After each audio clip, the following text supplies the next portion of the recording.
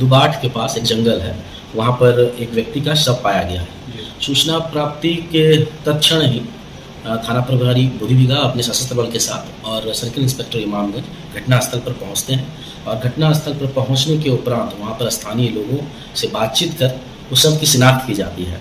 जब शव की शिनाख्त होती है तो पता चलता है कि ये जो व्यक्ति है जिसकी हत्या हुई है ये हरिहरगंज थाना क्षेत्र का रहने वाला है और ये अवैध बालू का कारोबार करता है। घटना को बड़ी गंभीरता से लेते हुए एसएसपी गया ने तुरंत ही सिटी एसपी गया के मार्गदर्शन में एक टीम का गठन करती है और टीम गठित होने के उपरांत तुरंत 24 घंटे के अंदर ही जो भी साक्ष्य हमें प्रारंभिक साक्ष्य उपलब्ध हुए थे उसके आधार पर 2 लोगों को हिरासत में लेते हुए पुलिस पूछताछ करती है, जिसमें से एक शख्स खुद उस ट्रैक्टर का ड्राइवर था और एक और व्यक्ति है जिसका नाम राजेश यादव है। वो दोनों के पूछताछ के क्रम में बहुत सारी बातें सामने आती है। घटना का जो मुख्य कारण ये समझ में आता है कि ये जो ड्राइवर है ये ड्राइवर पिछले 24 दिनों से मृतक के यहाँ काम कर रहा था और कई दफ़े चूँकि ये अवैध बालू खनन में लगे हुए थे ये लोग और हरिहरगंज थाना क्षेत्र और बोधीबिघा ये झारखंड के जंगली एरिया में पड़ता है और खुद मृतक का घर जो है जिस नदी से ये लोग अवैध खनन करते थे ये हरिहरगंज थाना क्षेत्र का है और उस नदी से इस मृतक की घर की दूरी महज 3 किलोमीटर पर है।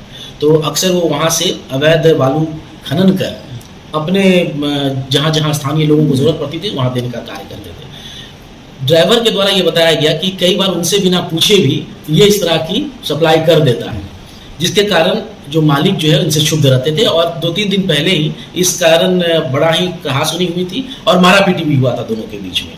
इस बात से ये ड्राइवर क्षुब्ध था और घटना की रात्रि मतलब 30 और 1 की मध्य रात्रि में किसी कारणवश ड्राइवर को फोन किया जाता है मृतक के द्वारा कि एक जगह बालू देना है जो कि बोधीबिघा थाना क्षेत्र के बॉर्डर एरिया में आता है और वो निकलता है ट्रैक्टर को लेकर के और मध्य रात्रि को फोन करता है कि इसे रास्ता नहीं पता चल रहा है, कृपया आप आकर के हमको बताएं कि कहाँ जाना है। फिर मालिक के द्वारा वहाँ घटनास्थल पर पहुँचा जाता है। घटनास्थल पर पूर्व से घात लगाए हुए अन्य जो अवैध बालू कार्य से जुड़े लोग हैं वहाँ रहते हैं। ड्राइवर और अन्य लोगों के द्वारा राजेश यादव और अन्य लोगों के द्वारा इस पूरी घटना को कारित किया जाता है।